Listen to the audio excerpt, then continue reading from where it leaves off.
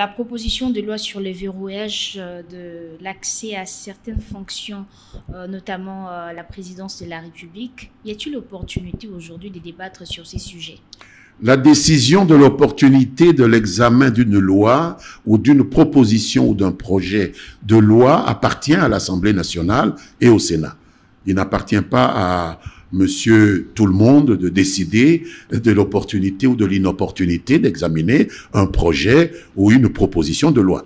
D'abord, la Constitution prévoit que chaque député, chaque sénateur a la possibilité de proposer une proposition de loi et l'Assemblée nationale a un règlement intérieur dans lequel il est prévu les mécanismes d'examen de l'opportunité de l'examen d'une proposition de loi.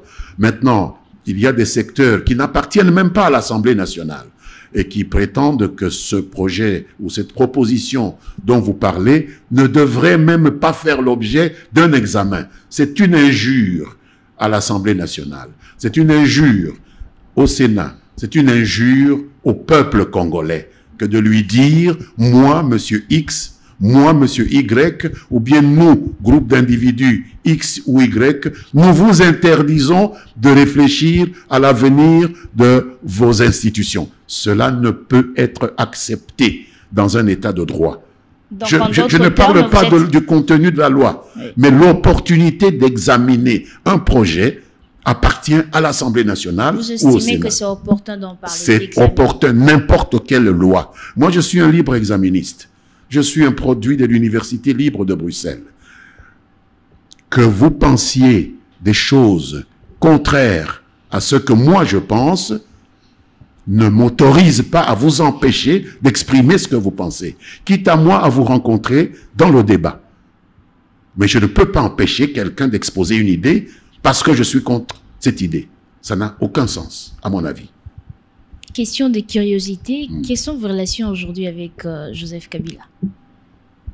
Mais je n'ai pas de relations d'inimitié avec le président Joseph Kabila, sénateur à vie aujourd'hui, ancien président de la République, qui est un homme d'une intelligence remarquable, un homme avec qui j'ai travaillé et que j'ai appris à beaucoup respecter, même si j'ai été victime d'un certain entourage autour de lui qui m'a amené à prendre les décisions avec le groupe auquel j'appartiens, que nous avons prises d'adhérer à l'Union sacrée pour la nation.